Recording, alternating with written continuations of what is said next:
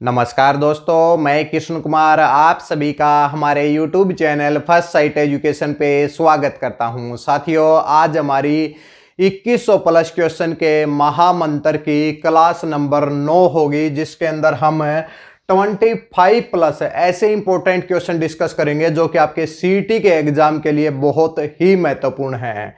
इन 25 plus question में आपके 5 question Haryana GK के होंगे, 5 क्वेश्चन नेशनल जीके के होंगे, 5 हिंदी, 5 इंग्लिश और 5 विज्ञान के क्वेश्चन होंगे।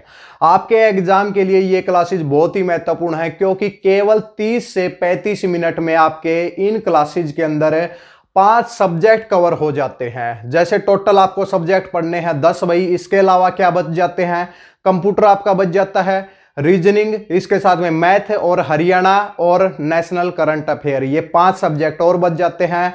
तो हर रोज आप अगर 35 मिनट की ये क्लास देखते हैं तो आपके 5 सब्जेक्ट कवर हो जाते हैं, और बाकी बचे हुए टाइम में आप क्या कर सकते हैं कि जो सब्जेक्ट बच गए हैं उनको पढ़ सकते हैं। एक सिलेक्शन उसी स्टूडेंट का होता है जो हर सब्जेक्ट को एक साथ लेकर चलता है। ये नहीं कि भाई एक दिन हरियाणा जीके पढ़ रहे हैं तो नेशनल जीके नहीं पढ़ी, हिंदी नहीं पढ़ी भाई बहुत दिनों से, तो उनके लिए क्या हो जाता है कि एग्जाम को क्रैक करना थोड़ा सा मुश्किल हो जाता है। इसलिए आप सभी के लिए ये क्लासेस स्टार्ट की गई हैं। हर रोज दोपहर 12 बजे ये क्लासेज होती हैं। 9वीं क्लास है आज हमारी, 8 क्लास हो चुके हैं। डिस्क्रिप्शन बॉक्स में जाएंगे, वीडियो का लिंक वहां पर मिल जाएगा। क्लासेज बिल्कुल फ्री है भाई। करना क्या है, आपको केवल चैनल को सब्सक्राइब करना है, इसके साथ में बेल आइकन बटन प्रेस करना है। भविष्य में जितनी भी क्लासेज होंगी जो कि 12 बजे आपके पास नोटिफिकेशन पहुंच जाएगी। इसके अलावा अगर आप इन क्लासेज को नहीं देखना चाहते भाई, देखिए जो पीछे क्लास हो चुकी हैं तो उनके नोट्स भी अवेलेबल हैं भाई। जो हर रोज क्लास होती है इनके हर सप्ताह नोट्स दिए जाते हैं, और नोट्स के लिए आप कॉन्टैक्ट करेंगे, एक नंबर दे रहे हैं आपको 9992567557 भाई। इस नंबर के ऊपर अगर आप कॉन्टैक्ट करेंगे तो आपको नोट्स मिल जाएंगे। केवल 2 महीने आपको 10 पीडीएफ मिलेंगी, 2 महीने में 10 पीडीएफ मिलेंगी 79 रुपीज में, केवल 79 रुपीज में। इस व्हाट्सएप नंबर के ऊपर कांटेक्ट करें। शुरुआत करें भी आज की क्लास की। सबसे पहले शुरुआत करते हैं हम हरियाणा जीके के। हरियाणा जीके के 5 इंपॉर्टेंट क्वेश्चन डिस्कस करेंगे जो कि 5 जिलों से होंगे भाई। देखिए भाई, शुरुआत करते हैं आज की क्लास की। कॉपी पेन उठा लीजिए, साथ साथ में नोट करेंगे भाई।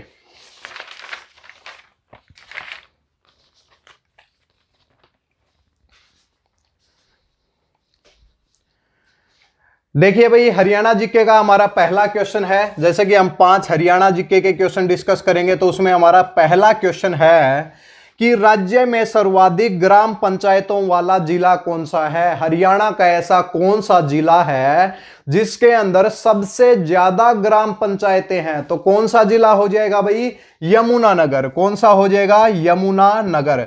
साथ साथ में आप नोट कर सकते हैं, नोट नहीं कर सकते तो भाई साथ में आपको नंबर दिया गया है, 2 महीने तक पीडीएफ मिल जाएंगी।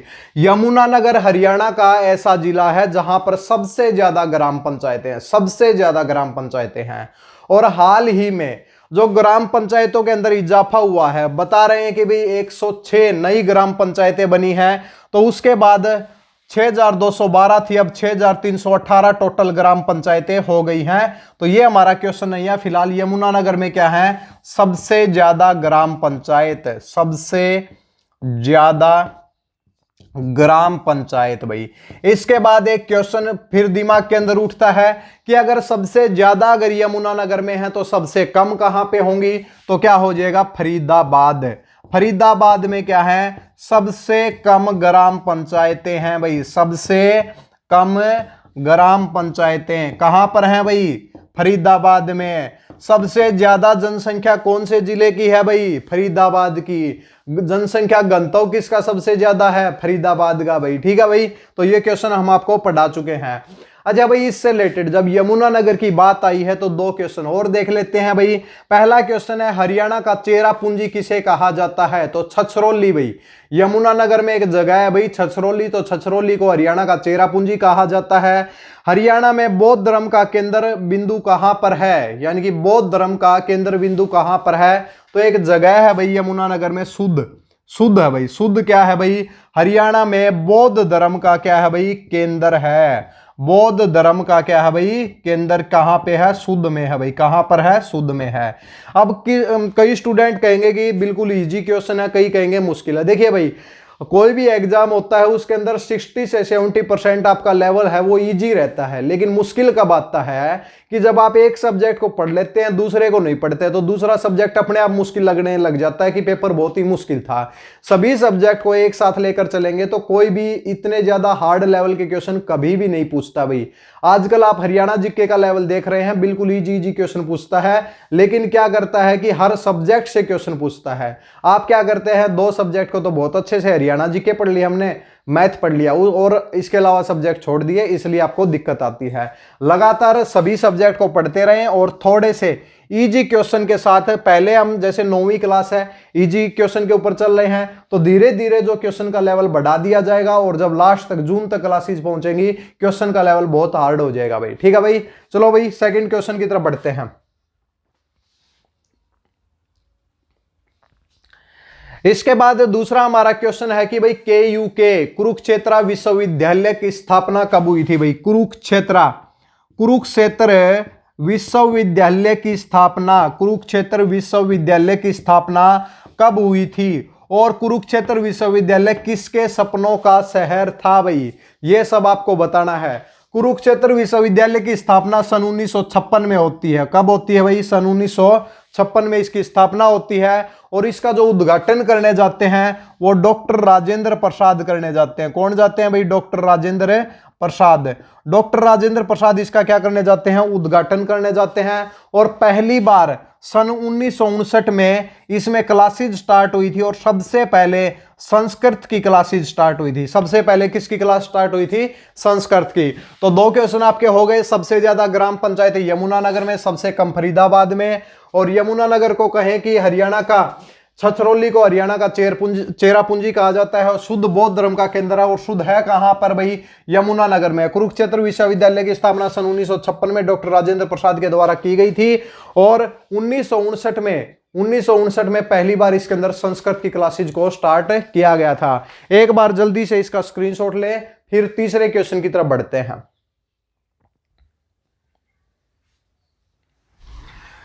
साथ साथ में भाई देखिए भाई, जो भी दोस्त नए आए हैं वो चैनल को सब्सक्राइब करना बिल्कुल भी ना भूलें भाई। देखिए भाई, अगर नहीं किया है तो थोड़ा सा 1 सेकंड का टाइम निकाल कर नीचे जाके चैनल को सब्सक्राइब कर लें भाई, और बेल आइकन का बटन साथ में होगा उसको भी प्रेस कर लें ताकि जो क्लासेज की नोटिफिकेशन आप तक पहुंच जाए। सबसे बड़ी बात यह है कि नोटिफिकेशन की, अगर नोटिफिकेशन आपके पास नहीं पहुंचती तो एक बार फिर से बेल आइकन का बटन प्रेस करें भाई। ठीक है, देखिए इसके बाद अगला क्वेश्चन है कि हरियाणा का प्रथम कॉलेज 1926 में स्थापित किया गया था। हरियाणा का पहला कॉलेज 1926 में स्थापित किया गया था, उस कॉलेज का नाम बताना है। तो कौन सा हो जाएगा?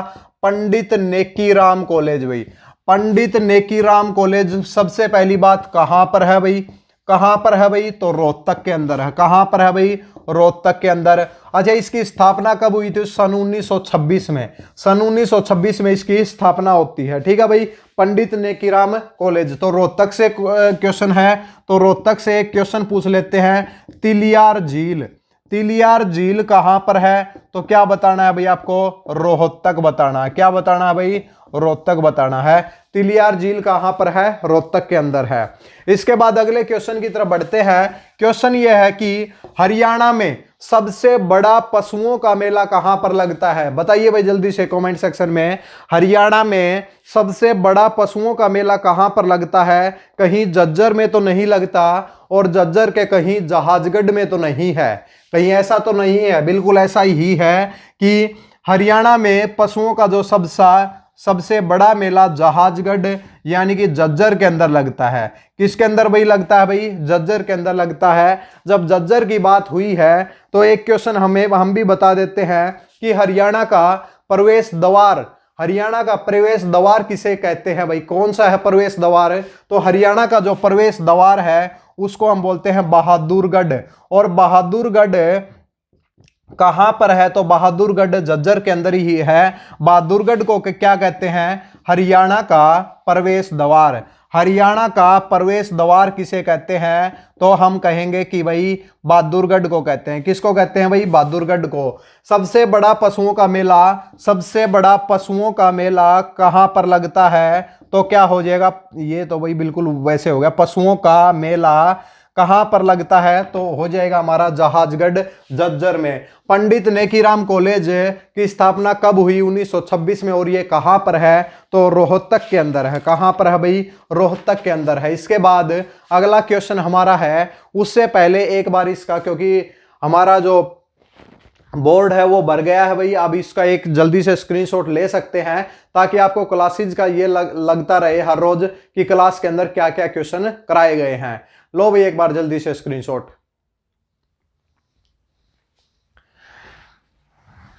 इसके बाद एक लास्ट क्वेश्चन जो 5वें जिले के ऊपर है। देखिए भाई आज हमारी जिलों के ऊपर अगर देखा जाए तो आज हमारी लगभग क्लासेज 15 जिले हमारे हो चुके हैं। लगातार 3 क्लास हमारी हो चुकी हैं भाई 15 जिलों के ऊपर। ठीक है भाई, 1-2 क्लास और होंगी उसके अंदर भाई इस तरीके से जिलों के ऊपर ही क्वेश्चन आएंगे, फिर कोई पॉलिटी के क्वेश्चन देंगे। यानी कि क्वेश्चन का जो लेवल है वो मॉडरेट लेवल है, लेकिन अगर इस तरीके से आप पढ़ते हैं तो आपकी तैयारी बहुत ही अच्छी हो जाएगी। कमेंट सेक्शन में ये बात बताएं, क्या आज 9वीं क्लास देख रहे हैं तो क्या 8 क्लास आप कंप्लीट देख चुके हैं? नहीं देख चुके हैं तो नीचे कमेंट सेक्शन में क्या डिस्क्रिप्शन बॉक्स में जाएंगे, वहां पर लिंक मिल जाएगा, वरना प्लेलिस्ट में जाएंगे, प्लेलिस्ट के अंदर आपको मिलेगा कि 2100 प्लस क्वेश्चन HSSC CET, तो वहां पर जाके लगातार क्लासेस दी हुई हैं, वो चला के देख सकते हैं। तो एक दिन में ही देख सकते हैं, देखना चाहें तो। क्वेश्चन नंबर 5 की तरफ बढ़ते हैं। हरियाणा का गांधी किसे कहा जाता है? हरियाणा का गांधी किसे कहा जाता है? तो सब बच्चे जानते होंगे कि मूलचंद, क्या हो जाएगा? मूलचंद जैन को हरियाणा का क्या कहते हैं? गांधी कहते हैं। हरियाणा का गांधी किसे कहते हैं? मूलचंद जैन को कहते हैं। हरियाणा का पेरिस किसे कहते हैं? कमेंट सेक्शन में जल्दी से बता दें भाई, हरियाणा का पेरिस किस जिले को कहा जाता है? जल्दी से कमेंट सेक्शन के अंदर डाल दीजिए। हरियाणा का जो गांधी है उसको मूलचंद जैन को कहते हैं। है कहां से भाई? ये सोनीपत में है भाई, सोनीपत से हैं, तो सोनीपत से हैं। और इनका जो जन्म है वो जन्म इनका 1915 के अंदर होता है, और गोहाना के अंदर इनका जन्म होता है। और गोहाना कौन से जिले में है? तो सोनीपत जिले में है। किस में है भाई? सोनीपत जिले में है। और सोनीपत जिले का जो अगर बात की जाए सोनीपत, तो सोनीपत का जो गठन है वो कब होता है? तो 22 दिसंबर को होता है भाई। 22 दिसंबर 1972 को इसका भाई गठन किया जाता है। इसके उपनाम की अगर बात करें तो इसे उपनाम में स्वर्ण नगरी के नाम से भी जाना जाता है। स्वर्ण नगरी यानी कि सोने का नगर, सोने के नगर के नाम से किसे जाना जाता है? सोनीपत को जाना जाता है सोने का शहर, या स्वर्ण प्रस्थ भी इसको बोलते हैं। स्वर्ण प्रस्थ हो जाए, स्वर्ण नगरी को सोने का नगर भी बोल सकते हैं, सोने का शहर भी बोल सकते हैं। इसके साथ में एक एजुकेशन सिटी के नाम से भी इसको हम जानते हैं। एजुकेशन सिटी के नाम से भी सोनीपत को क्या है? जाना जाता है। तो ये सोनीपत से रिलेटेड कुछ क्वेश्चन हैं। उम्मीद है 5 आपके क्वेश्चन हुए हैं। 5 क्वेश्चन के 15 से 20 क्वेश्चन वैसे हो गए होंगे, और सब जिलों के बारे में आपको थोड़ा थोड़ा नॉलेज हो जाएगी। देखिए हरियाणा जीके अकेली पढ़ना जरूरी नहीं है, लेकिन साथ साथ में अगर आप और सब्जेक्ट को भी पढ़ते हैं तो आपके लिए एक बहुत फायदा है भाई। ठीक है भाई, अब नेशनल जीके की तरफ चलते हैं। वीडियो को लाइक करें भाई, चैनल को सब्सक्राइब करें। चलो भाई आगे की तरफ बढ़ते हैं। आइए दोस्तों, इसके बाद हम जीके इंडिया जीके भाई, इंडिया जीके के 5 क्वेश्चन डिस्कस करते हैं। और इंडिया जीके में हमारा पहला क्वेश्चन है। इंडिया जीके के ऊपर हम ज्यादातर डायरेक्ट क्वेश्चन ही लेते हैं, क्योंकि डायरेक्ट क्वेश्चन जितने ज्यादा आप याद रख सकते हैं उसका बहुत बड़ा आपके एग्जाम के अंदर फायदा होता है। सबसे पहला क्वेश्चन है, अलग अलग फील्ड से क्वेश्चन उठाए गए हैं कि WHO वर्ल्ड हेल्थ ऑर्गेनाइजेशन, विश्व स्वास्थ्य संगठन की का जो मुख्यालय है यानी कि हेडक्वार्टर है वो कहां पर है? तो WHO का जो मुख्यालय है वो कहां पर है भाई? तो जेनेवा के अंदर है। कहां पर है भाई? जेनेवा के अंदर है। और जेनेवा कहां पे है? स्विट्जरलैंड स्विट्जरलैंड के अंदर है भाई। स्विट्जरलैंड के अंदर क्या है भाई? जनेवा है। तो स्विट्जरलैंड देश के अंदर जनेवा है और जनेवा में क्या है? WHO का हेडक्वार्टर है। इसके बाद एक अगला क्वेश्चन है कि सिनेमा जगत का देखिए भाई, जो भी क्लासेज होती है उसके अंदर टाइम वेस्ट बिल्कुल भी नहीं करना है, हम भी नहीं करते, कुछ एक्स्ट्रा बातें आपको नहीं बताते कि भाई पर्सनल ये करेंगे वो करेंगे, ऐसा कुछ नहीं है। केवल क्लासेज केवल क्या है? ओनली किसके ऊपर है भाई? केवल पढ़ाई के ऊपर है, इसके अलावा कुछ भी नहीं है। ठीक है भाई, तो इसलिए भाई लगातार क्लासेज को देखते रहे। सिनेमा का जो आप देखा जाए तो प्रख्यात अवार्ड कौन सा? सिनेमा के अंदर सबसे बड़ा अवार्ड कौन सा हो जाएगा? तो ऑस्कर अवार्ड होता है। कौन सा होता है भाई? ऑस्कर अवार्ड होता है। और बताइए भाई, भारत का सबसे बड़ा सम्मानित अवार्ड कौन सा है? भारत रत्न हो जाएगा। भारत क्या प्रदान करता है? भारत रत्न क्या करता है कि जो भी कुछ कैंडिडेट हैं जो कि सोशल सर्विस में बहुत ज्यादा योगदान देते हैं, तो उनको सबसे बड़ा जो अवार्ड है भारत का कौन सा हो जाएगा? भारत रत्न है भाई।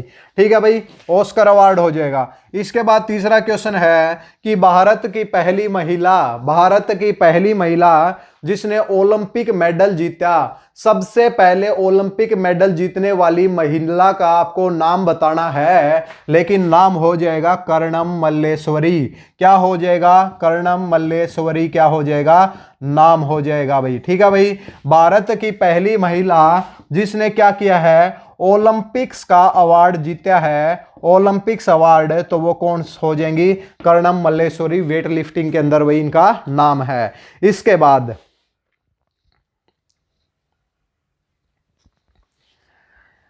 बाद हमारा क्वेश्चन है कि मंगलयान को कहां से लॉन्च किया गया था? क्वेश्चन नंबर 4 है, मंगलयान को लॉन्च कहां पे किया गया था? तो श्रीहरिकोटा से।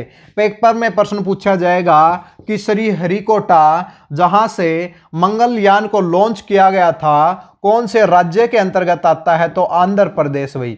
तो आंध्र प्रदेश में है भाई, क्या है भाई? श्रीहरिकोटा। उसके बाद अगला क्वेश्चन है कि मालदीव की राजधानी क्या है? मालदीव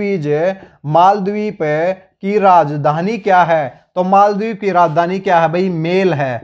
मेल MELE है भाई। ठीक है भाई, तो मालदीव की राजधानी क्या है भाई? मेल है। श्रीहरिकोटा आंध्र प्रदेश में है। कर्णम मल्लेश्वरी ओलंपिक अवार्ड है। सिनेमा जगत में सबसे बड़ा अवार्ड ऑस्कर अवार्ड है। और WHO का हेडक्वार्टर कहां पर है? स्विट्जरलैंड के अंदर है। एक बार स्क्रीनशॉट लें, फिर आगे की तरफ बढ़ते हैं।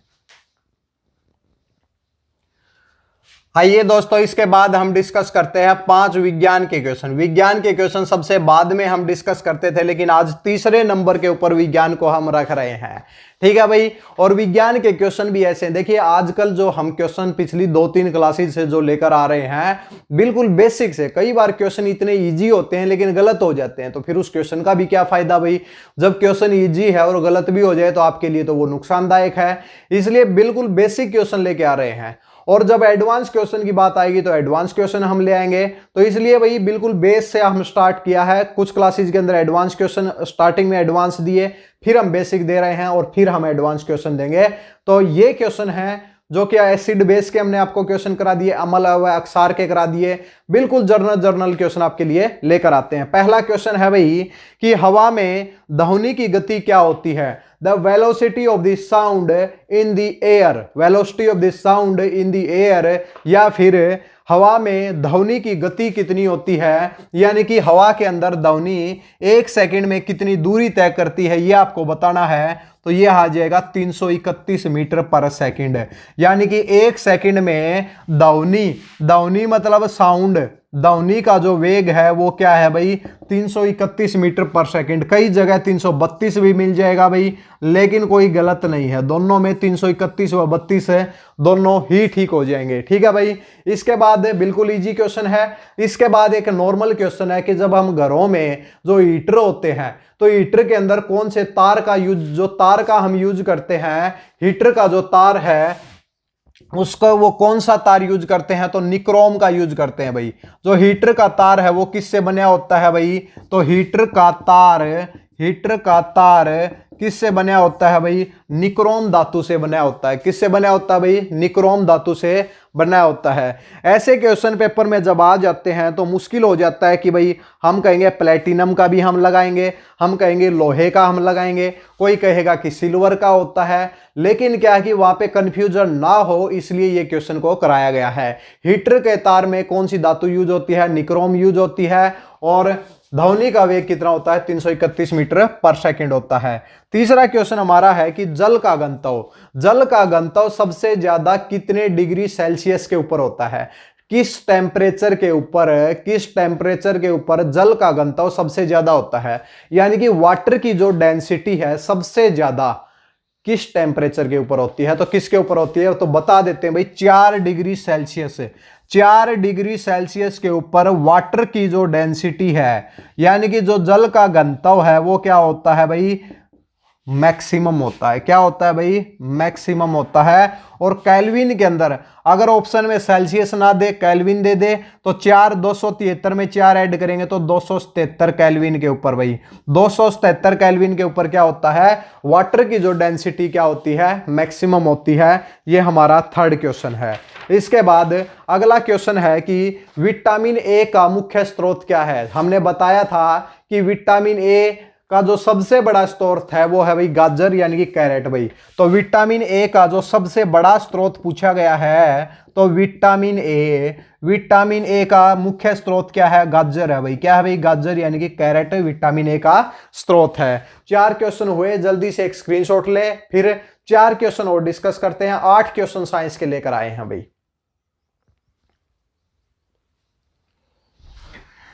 इसके बाद 5वां क्वेश्चन है, देखिए इजी क्वेश्चन है। हीमोग्लोबिन में कौन सा तत्व पाया जाता है? हीमोग्लोबिन भाई देखिए मानव के जो रक्त है हीमोग्लोबिन है, तो हीमोग्लोबिन में कौन सा तत्व पाया जाता है? तो क्वेश्चन नंबर 5 का आंसर हो जाएगा हीमोग्लोबिन में कौन सा तत्व पाया जाता है? तो हम क्या कहेंगे? लोहा पाया जाता है भाई, आयरन पाया जाता है, Fe पाया जाता है। क्या पाया जाता है? Fe क्या होता है? आयरन। तो हीमोग्लोबिन में कौन सा तत्व पाया जाता है? आयरन पाया जाता है। इसके बाद एक क्वेश्चन है, थायरोक्सिन हार्मोन कहां से सीक्रेट होता है, स्त्रावित होता है? यानी कि क्या हो जाएगा कि थायरोक्सिन लिखते हैं भाई, थायरोक्सिन हार्मोन, थायरोक्सिन जो हार्मोन है कहां से स्त्रावित होता है? कहां से स्त्रावित होता है? तो जब हमारे पास थायरोक्सिन हार्मोन है तो थायराइड ग्लैंड से ही होता है भाई। कहां से होता है भाई? थायराइड ई आएगा भाई, लिखने में दिक्कत है। थायराइड ग्रंथि से क्या होता है? थायरोक्सिन हार्मोन क्या होता है? स्त्रावित होता है। इसके बाद अगला क्वेश्चन है वायरोलॉजी संबंधित है। बताइए भाई, क्वेश्चन नंबर 7 है कि वायरोलॉजी संबंधित है किस चीज से भाई? जिसको हम बोलते हैं वायरोलॉजी जब इस चीज से वाई आर का मतलब क्या होता है? वायरस है। तो वायरस की स्टडी को हम क्या कहते हैं भाई? वायरोलॉजी कहते हैं। और हिंदी में अगर बात करें तो हिंदी के अंदर हो जाएगा विषाणुओं का अध्ययन। विषाणुओं का जो अध्ययन है उसको हम क्या कहते हैं? विषाणुओं के अध्ययन को हम क्या कहते हैं भाई? हम कहते हैं वायरोलॉजी। उम्मीद है सब चीजें हो रही हैं। एक क्वेश्चन और कराते हैं फिर बताते हैं कुछ।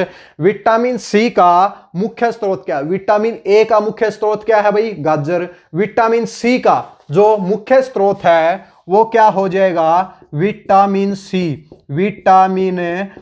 का मुख्य स्रोत, विटामिन सी का मुख्य स्रोत क्या है? जल्दी से कमेंट सेक्शन में छापेंगे नहीं क्योंकि हम ही छाप देंगे। आंवला है भाई। क्या हो जाएगा? आंवला हो जाएगा। तो विटामिन सी का मुख्य स्रोत क्या है? आंवला। विटामिन ए का स्रोत क्या है? गाजर है। इसके बाद वायरोलॉजी क्या है? विषाणुओं का अध्ययन है। थायरोक्सिन हार्मोन कहां पे स्रावित होता है? थायराइड ग्रंथि से। हीमोग्लोबिन में क्या पाया जाता है? लोहा पाया जाता है। विटामिन ए का हम बता चुके हैं। इसके बाद में जल का घनत्व 4 डिग्री सेल्सियस के ऊपर सबसे ज्यादा होता है। हीटर में निक्रोम धातु यूज होती है। और हवा में सबसे ज्यादा ध्वनि कितनी होती है भाई? 331 मीटर पर सेकंड। पेपर में ये पूछा जाए कि जो ध्वनि का वेग सबसे ज्यादा किस में होता है? तो सॉलिड के अंदर ज्यादा, लिक्विड के अंदर कम और गैसेज के अंदर और कम होता है। तो ये था भाई, ठीक है, क्लियर है। चलो भाई, उम्मीद है सब चीजें पसंद आ रही हैं। देखिए, एक शेयर की कमी रहती है, तो वीडियो अगर अच्छी लगे तो साथ में जितने भी आप ग्रुप को जानते हैं, जो भी टेलीग्राम ग्रुप है उसके अंदर एक बार वीडियो को शेयर जरूर करते रहें। साथ में आप ही का फायदा है, जितनी ज्यादा वीडियो आगे पहुंचेगी उतनी ही ज्यादा बढ़िया कंटेंट आपके लिए और निखर कर आएगा, ये तो सब आप जानते ही हैं, ठीक है भाई। तो यहाँ पे 3 हमारे टॉपिक कंप्लीट होते हैं, 4th टॉपिक की तरफ चलते हैं, हिंदी को डिस्कस करते हैं भाई। आइए दोस्तों, इसके बाद हिंदी को डिस्कस करते हैं। और हिंदी के भाई क्या क्वेश्चन है, क्या क्वेश्चन। हमने एक बात आपको पहले भी बताई है कि जब आप हमारे साथ हिंदी और इंग्लिश को पढ़ लेंगे लगातार 2 महीने तक, हिंदी और इंग्लिश को जो स्टूडेंट लगातार 2 महीने तक पढ़ लेगा, ये समझ लो कि हिंदी और इंग्लिश से क्वेश्चन गलत नहीं होगा। क्वेश्चन गलत नहीं होगा तो भाई 10 नंबर ऐसे ही बन जाएंगे, क्योंकि मैक्सिमम 10 में से 5 बनते हैं स्टूडेंट्स के जो 1-2 दिन पढ़ते हैं। तो ये है कि 5 क्वेश्चन का इजाफा, 5 नंबर बहुत ज्यादा हो जाते हैं, 1 नंबर के ऊपर मैक्सिमम स्टूडेंट आ जाते हैं। जब 10 लाख बच्चे सीटी का पेपर देंगे, 5 नंबर में देखिए कि रैंक कहां पर चली जाती है, ये सोचने का प्रयास जरूर कीजिए, ठीक है। तो ज्यादातर नंबर जहां पे कटते हैं वहीं से आप उनको भाई एक्वायर करने का प्रयास करें। सबसे पहला क्वेश्चन है, सबसे पहला क्वेश्चन है, वह एक विद्वान लेखिका है, वह एक विद्वान लेखिका है। ज्यादा मुश्किल क्वेश्चन तो हम भी नहीं कराते। वह एक विद्वान लेखिका है, तो बताओ भाई क्या ये सही है वाक्य। वह एक विद्वान लेखिका है, कमेंट सेक्शन में जल्दी से छाप दीजिए यस या राइट या रॉन्ग, राइट या रॉन्ग। 5 सेकंड का टाइम दे रहे हैं भाई।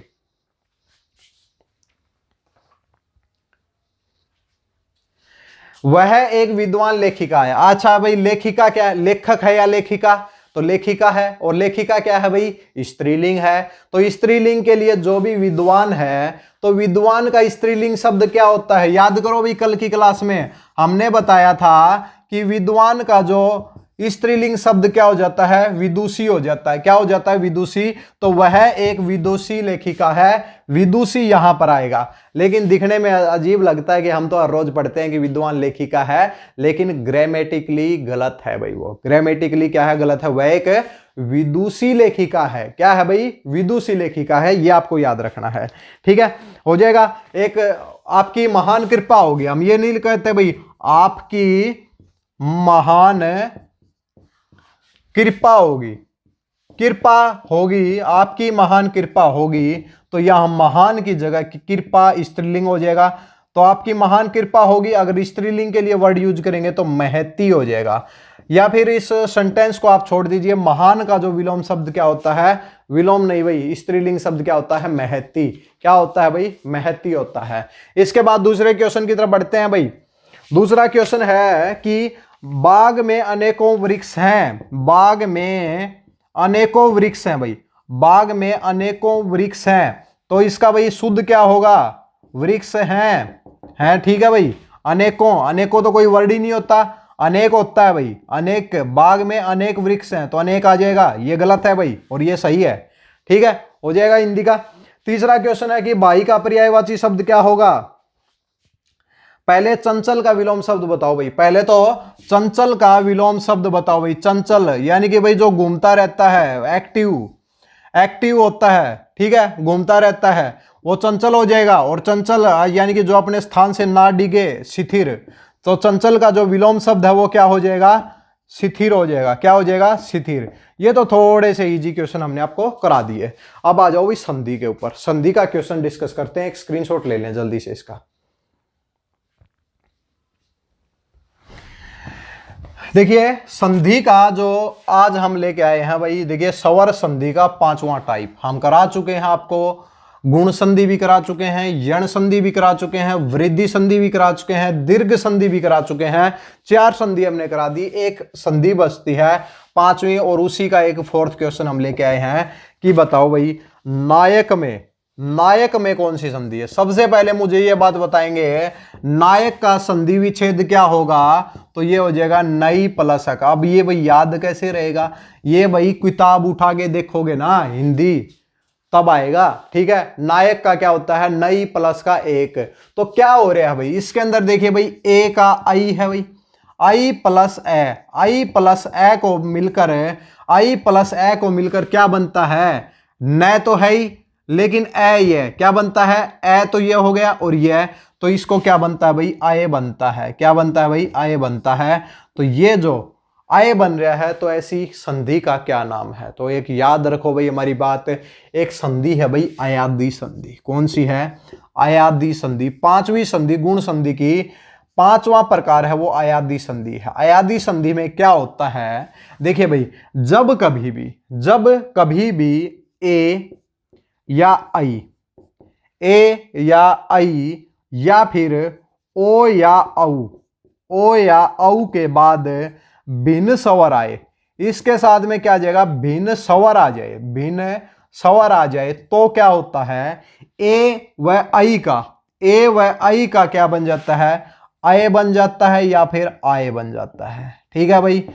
इसके बाद में ओ और औ का क्या बन जाता है, या तो औ बनता है या फिर आओ बनता है। क्या बनता है, आओ बनता है। ये आपको याद रखना है। देखो भाई, अयादी संधि एक ऐसी संधि है जिसके अंदर अगर ए या आई के बाद भिन्न स्वर आए, या फिर ओ और औ के बाद भिन्न स्वर आए, तो क्या होता है कि ए का क्या बन जाता है, आए बन जाता है। आई का क्या बन जाता है, आए बन जाता है। औ का आओ बन जाता है भाई। तो यहां पे देखो भाई क्या बन गया है भाई, ये आई है, ये ए है, तो यह क्या आए हो जाता है। क्या हो जाता है, आए हो जाता है। और आए भी बोल सकते हैं, नायक हो जाएगा।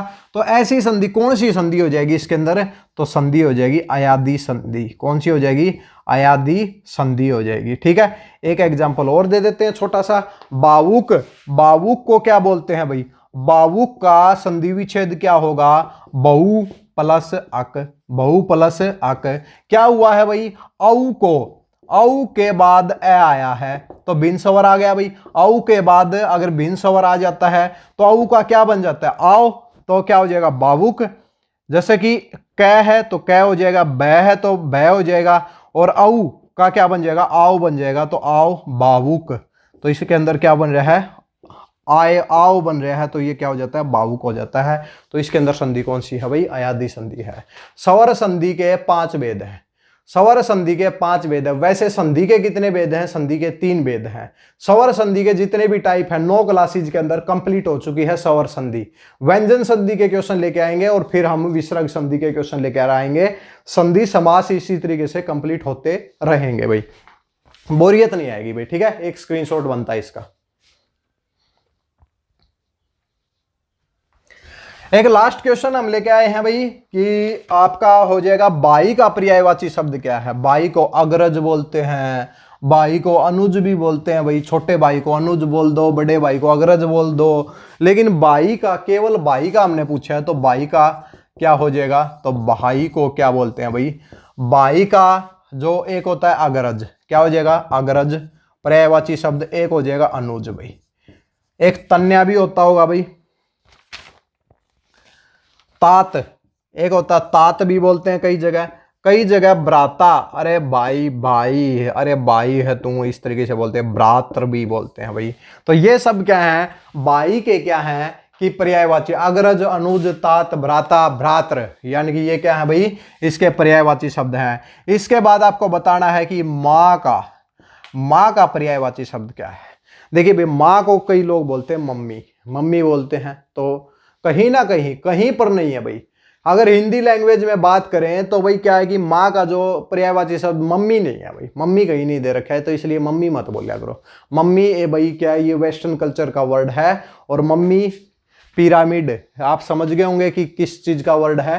ठीक है, तो माँ का जो अगर पर्यायवाची शब्द देखा जाए तो अम्बा बोल दो भाई, अच्छी बात है, अम्बा बोलोगे माँ को, या फिर अंबिका बोल दो, माँ को अंबिका बोल दो, या फिर अम्मा बोल दो भाई, अम्मा बोल सकते हो, या फिर जननी बोल सकते हो, या फिर दात्री बोल सकते हो। ये वर्ड बोलो भाई ज्यादा से ज्यादा, और सही वर्ड अगर बोलो तो ये सबसे बढ़िया वर्ड है भाई। ठीक है, वैसे सबकी अपनी अपनी राय होती है इसमें, लेकिन क्या है कि कहीं ना कहीं मम्मी नहीं लिख रखा है भाई, इसलिए हम बता रहे हैं, यहाँ पे बुक के अंदर भी नहीं मिलेगा। तो माँ का जो पर्यायवाची शब्द क्या है, अम्बा, अंबिका, अम्मा, जननी और दात्री।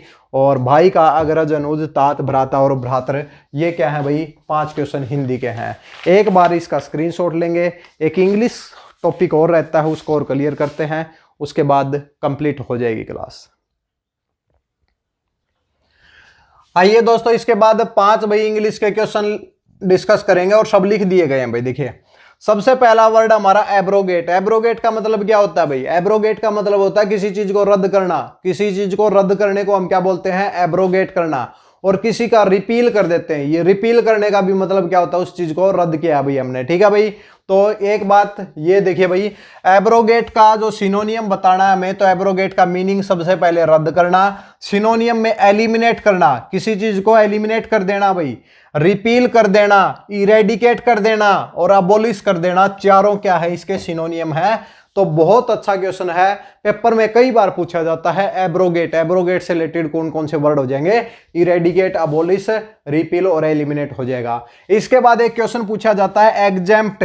एग्जेम्प्ट का मतलब होता है मुक्त करना, और मुक्त करने का जो एंटोनियम आपको बताना है, यानी कि आपको विलोम शब्द बताना है भाई, एंटोनियम का उल्टा शब्द बताना है। तो देखिए, किसी को मुक्त करेंगे यानी कि किसी को रोक के रखेंगे, होल्ड करेंगे, किसी को इन्फोर्स करेंगे, किसी को कन्फाइन, किसी को पिंजरे के अंदर बंद रखेंगे, वो सब क्या है? वो उसके एंटोनियम हो जाएंगे। 3 एंटोनियम हमने इसके लिखे हैं, आप देख सकते हैं। इसके बाद थर्ड क्वेश्चन की तरफ बढ़ते हैं। एक व्हाइट एलिफेंट, बहुत अच्छा क्वेश्चन है। एक व्हाइट एलिफेंट क्या होता है? एक ऐसी वस्तु जिसके ऊपर सारा पैसा लगा दिया लेकिन काम कुछ नहीं आई भाई, ऐसी है एक व्हाइट एलिफेंट। मतलब होता है कि भाई जिसका बहुत ख्याल रखा, दिन रात जिसका ख्याल रखा, आखिर में वो काम नहीं आई। जैसे कि भाई एग्जाम्पल के तौर पे, एग्जाम्पल और कभी बताएंगे, लेकिन देखो एक व्हाइट एलिफेंट इंग्लिश में क्या है? A property requiring the much more care and the expense. एक ऐसी प्रॉपर्टी जिसके ऊपर बहुत ज्यादा भाई, जिसकी देखभाल की, बहुत ज्यादा पैसा लगाया, लेकिन यील्डिंग दी लिटिल प्रॉफिट, लेकिन भाई फायदा नहीं हुआ। तो ऐसा का हम क्या बोलते हैं? White elephant. जैसे भाई एक डॉग है, कुत्ते की भाई कितनी हम वो करते हैं भाई, कितनी केयर करते हैं, ये सब कुछ करते हैं, और फिर वो भाई रखवाली ना करे, तो क्या होगा कि भाई इतना इसके ऊपर हमने पैसा लगा दिया लेकिन प्रॉफिट के इसका फायदा क्या है? हमें कोई फायदा नहीं है। इसे तो गायें पाल लेते भाई, गायें पाल लेते, ठीक है, दूध तो देती। ही विल हेल्प यू, अगला क्वेश्चन है ही विल हेल्प यू, फिर फिल इन द ब्लैंक्स ही। तो ये क्या है भाई? इसका क्वेश्चन टैग बताना है। तो क्वेश्चन टैग हमेशा क्या करना होता है आपको? He will help you. अगर यहां पे पॉजिटिव वर्ड है तो यहां पे नेगेटिव आएगा, अगर यहां पे नेगेटिव वर्ड है तो यहां पर पॉजिटिव वर्ड आएगा, ये होता है, ठीक है। ही विल हेल्प यू, वह तुम्हारी मदद करेगा, वह तुम्हारी मदद करेगा। ये पॉजिटिव वर्ड तो है लेकिन अब नेगेटिव चाहिए, तो नेगेटिव के लिए क्वेश्चन मार्क हमें बनाना है। ही तो आ गया सब्जेक्ट और वर्ब के साथ है, तो विल का जो अपोजिट क्या हो जाएगा? वॉन्ट हो जाएगा। विल की जगह हम क्या यूज करेंगे? Want he. क्या वो नहीं करेगा? वह तुम्हारी मदद करेगा। अगला क्वेश्चन है क्या नहीं करेगा? तो वॉन्ट ही, तो वॉन्ट ही आ जाएगा भाई, ठीक है भाई। A general pardon granted by the government, एक सरकार के द्वारा अक्षमादान देना, क्या वर्ड आता है इंग्लिश में? एमनेस्टी। एमनेस्टी क्या होता है? एक जर्नल पर्डोन है the granted by the government, सरकार के द्वारा क्षमादान देना, तो वो क्या कहलाता है? एमनेस्टी। एमनेस्टी उसका वर्ड हो जाएगा। तो ये हमारा इंग्लिश कंप्लीट होता है जल्दी से। इंग्लिश में तो 2-3 मिनट में ही हमने कंप्लीट कर दिया, ठीक है भाई। तो इसी के साथ हमारे 25 क्वेश्चन कंप्लीट होते हैं। हर रोज क्लासेज चलती हैं, एक दिन भी ऐसा नहीं गया है 25 मार्च के बाद कि जब क्लास ना हुई हो, ठीक है भाई। और हर रोज 12 बजे आपकी क्लासेज होती हैं, तो लगातार चैनल से जुड़े रहे हैं भाई। और जो भी दोस्त नए आए हैं, चैनल को सब्सक्राइब करना बिल्कुल ना भूलें, बेल आइकन का बटन भी प्रेस करके जाना है, ताकि कल को वेट ना करना पड़े कि भाई क्लासेज कब होगी, ये होगी। वैसे तो 12 बजे है, लेकिन एक नोटिफिकेशन के थ्रू भी आपको पता चल जाता है, इसलिए बेल आइकन जरूर प्रेस करें। साथ में नोट्स लेना चाहते हैं 9902567577 पर भाई कांटेक्ट करें, व्हाट्सएप के ऊपर कांटेक्ट करें, और वहां पर आपको 79 रुपीज में आपको पीडीएफ दी जाएगी। व्हाट्सएप के ऊपर हैंड रिटन नोट्स होंगे जो भी क्लासेज होती हैं उनके भाई, ठीक है भाई। चलो भाई, नेक्स्ट क्लास में मिलते हैं, तब तक के लिए धन्यवाद।